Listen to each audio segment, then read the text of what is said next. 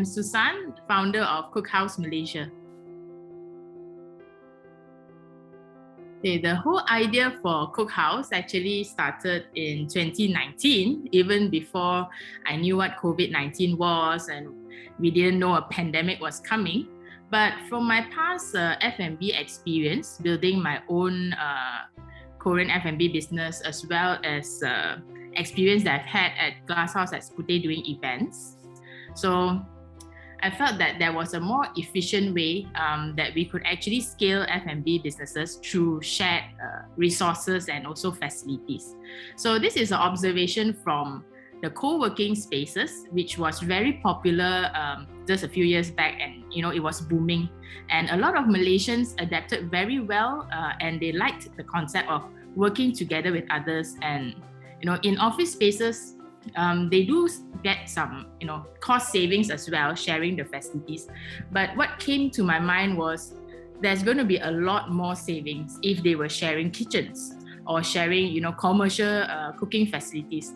And the more I explored on the idea, the more research I did, and looking at overseas models, it really did validate the idea. And I decided that okay, we found a place and started the renovation. So we were about 95% complete when pandemic hit Malaysia hard, and the lockdown was first declared in March.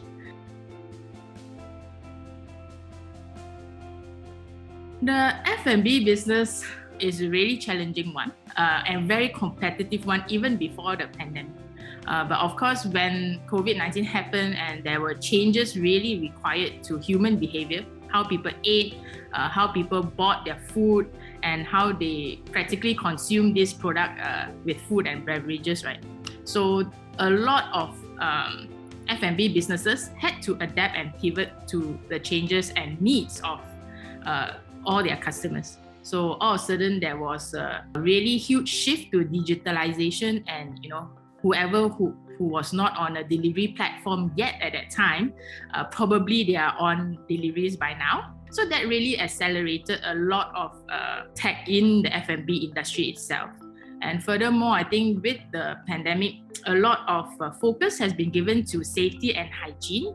So this is also another part that food operators now is in their top priority list, because people want to know who's preparing the food, where they are preparing the food, how it's done, how is it packaged. So it just accelerated everything.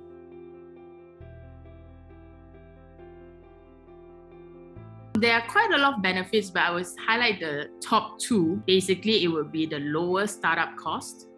They don't have to expend so much capital now to get started, because our facilities are fully equipped. When it comes to COOKHOUSE, they have access to deck ovens, dough sheeters, mixers, not only stoves, but all sorts of hot cooking equipment that includes like combi ovens, salamanders, char broilers, and a whole lot. So not only, even though they might not need all this equipment when they start, but it always comes also as an option.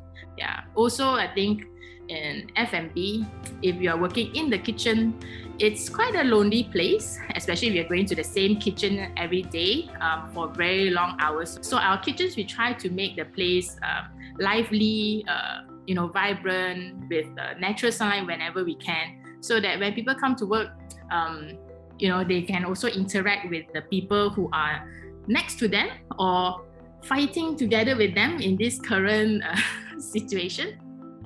Yeah, but it's always nice to have other people who understand what you're going through. They could also inspire you, share ideas. There's also a lot of collaboration that goes well with F&B entrepreneurs. Everybody likes to come up with new ideas and share new ideas. Yeah, so that's some of the advantages come from working in our shared kitchen. Also, speed to market. I think previously, if you wanted to open a restaurant concept, you probably need to plan at least 3 months ahead with design, getting the licenses and everything. Nowadays, if you have an idea now, you can come in and start next week.